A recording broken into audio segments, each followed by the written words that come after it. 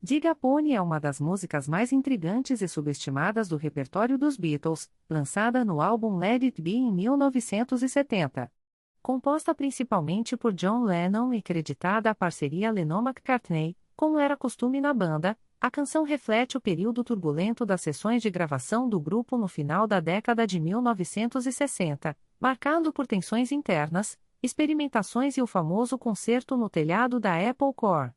Com uma mistura de rock e blues, letras nonsense e uma performance ao vivo icônica, Diga Pony captura o espírito caótico e criativo dos Beatles em seus últimos dias como banda ativa. Vamos explorar em detalhe sua composição, gravação, significado, recepção e uma série de curiosidades que a tornam única na discografia do Fab Four. A composição de Diga Pony remonta ao início de 1969, durante as sessões do projeto Get Back, que eventualmente se transformou no álbum Let It Be. John Lennon escreveu a música, e ela foi uma das poucas contribuições novas dele para o disco, já que outras faixas como Across the Universe eram gravações mais antigas. Originalmente, a canção se chamava All I Want Is You, um título que reflete diretamente sua dedicação à sua futura esposa, Yoko Ono. Lennon a compôs como uma declaração de amor, mas com um tom enigmático e poético que misturava elementos do estilo de Bob Dylan, com frases aparentemente sem sentido costuradas de forma livre. Ele próprio descreveu as letras como um estilo dylaniano, onde as palavras fluem de maneira abstrata, celebrando ideias contraculturais da época, como o fim dos valores tradicionais da sociedade, a vida como um jogo e a arte como algo sem regras rígidas. As letras afirmam que as palavras podem significar o que quer que se deseje, um eco da revolução cultural dos anos 1960. As letras de Diga Pony são um verdadeiro enigma, cheias de imagens surreais e jogos de palavras.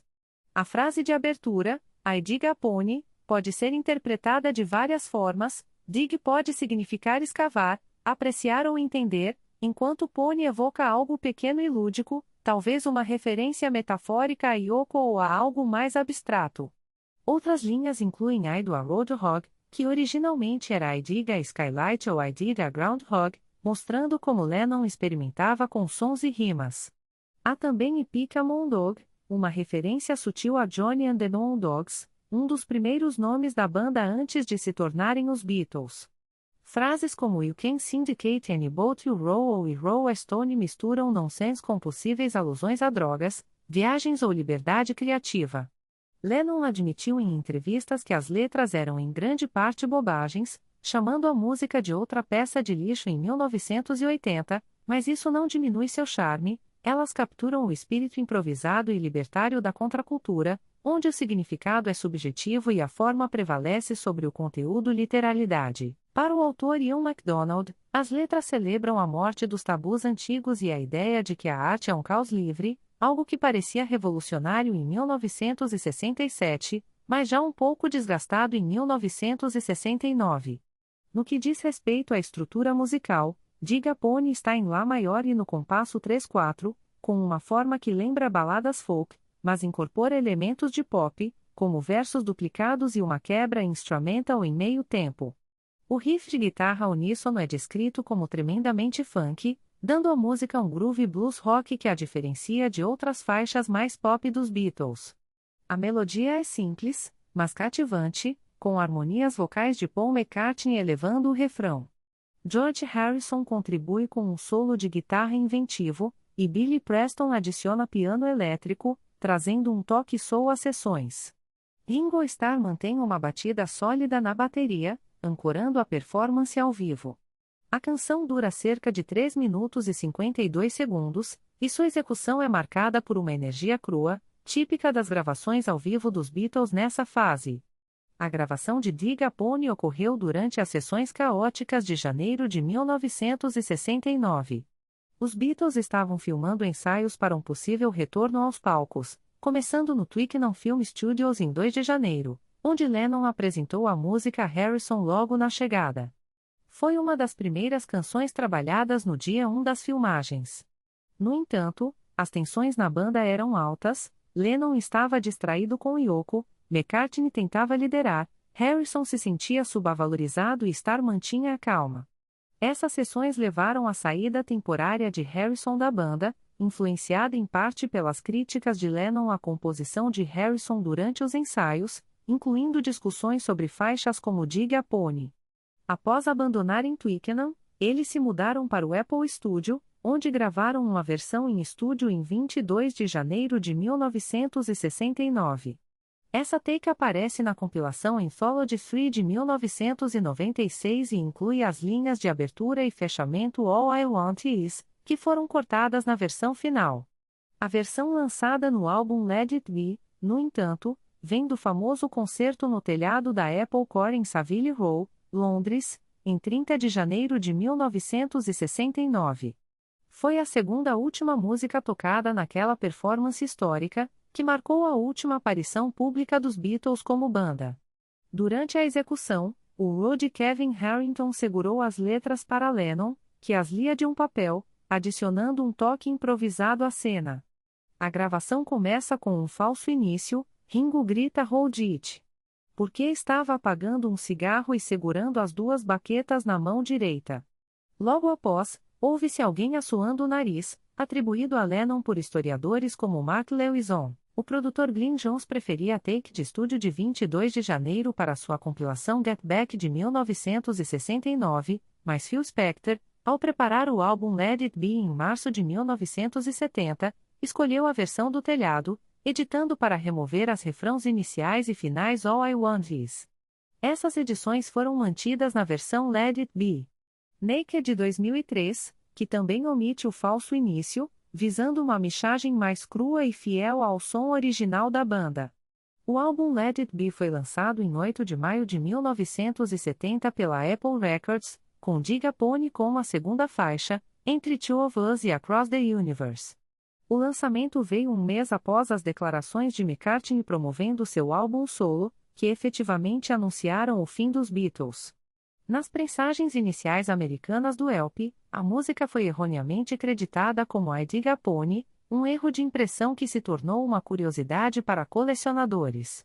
A recepção crítica foi mista. Richard Williams, da Melody Maker, elogiou como a única música genuinamente nova de Lennon no álbum, admirando o riff de guitarra funk e as letras insanas e errantes, típicas do Lennon contemporâneo.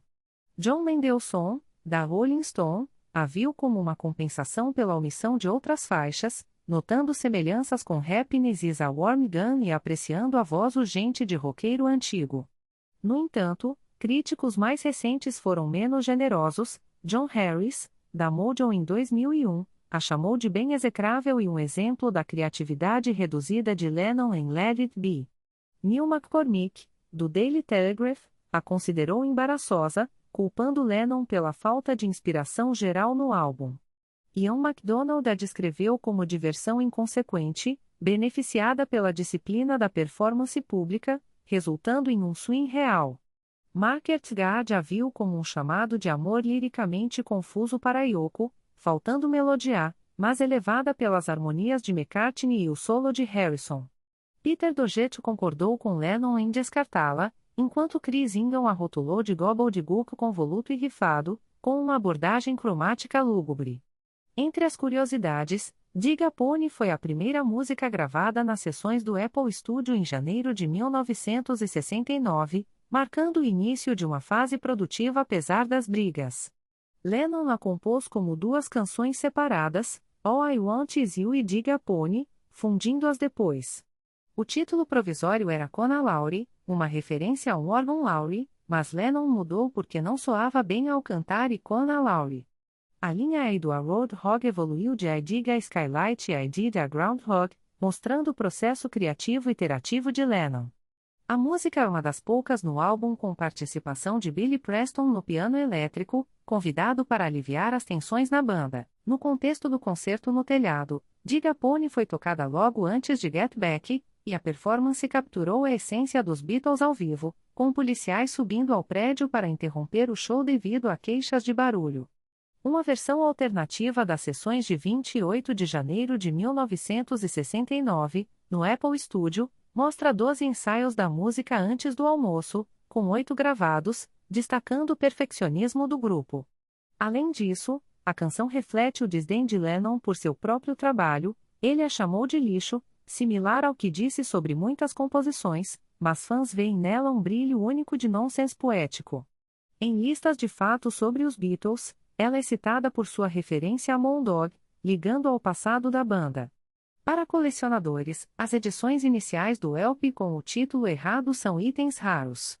No TikTok e em fóruns como Reddit, fãs debatem seu significado, com alguns sugerindo alusões a drogas ou sexo, mas Lennon insistia que era apenas bobagem. Em resumo, Diga Pony encapsula o fim de uma era para os Beatles, criativa, caótica e eternamente fascinante, uma joia escondida em um álbum controverso. Se inscreva no canal e ative o sininho para não perder nenhum vídeo.